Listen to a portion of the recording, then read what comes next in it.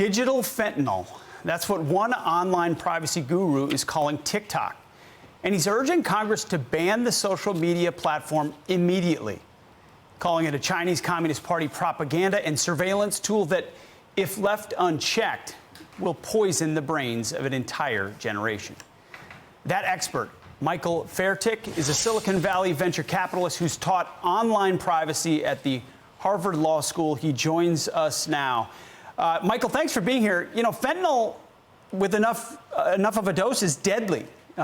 So to say digital fentanyl, it's a pretty stark analogy. Thanks, Pete. It is a stark analogy, and it's tended to be stark. I believe China is dumping digital fentanyl the way they're dumping fentanyl on our shores.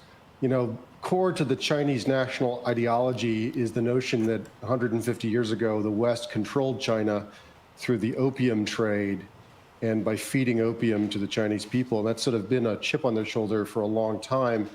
And it seems clear that the sources of fentanyl could have been dried up a long time ago, but the Chinese government has allowed them to flow. And that's core to our trade debate with them today. And in the same sense, I think they're trying to sow division and discord in America through their propaganda, which is owned by ByteDance. ByteDance Technology owns TikTok. ByteDance was founded as a news agency in China. It still runs a very powerful news agency and outlet in China.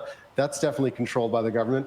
And if you look at the flow of information on controversial topics, topics of controversy that divide Americans, and you look at the traffic on TikTok, you compare it to Instagram or Facebook or TikTok or the others, they'll have roughly the same traffic. The controversial topics that sow the most discord in America flow the most, or nearly the most, in great proportion on TikTok. But when you look at topics that China doesn't like, by contrast, like Free Tibet or Tiananmen Square, or so the topics the Chinese government wants you to avoid, TikTok does not have a lot of them compared to the other platforms. If it's BLM or Free Palestine or anything that is going to divide America, the ratio, the amount of volume on TikTok is unmistakably high, whereas the topics that China does not like, it's unmistakably low. So I think that's prima facie the case that they are operating in the way that we thought they would operate. We think they operate, that all the signals that point up to that golden share that the Chinese state investment fund owns in ByteDance, which owns TikTok, they have a lot of control, and it's very, very suspect. I think we got to get rid of them. And I agree with you completely. And Michael, we don't have that much time left, but it's true that the messages that folks in China see are far different than the messages that our youth see on TikTok. So this is an intentional channel. It's intentional. I'll tell you what, I'm a free market person. I'm a venture capitalist. I think you're probably a free market person. I watch your show sometimes. I think you are.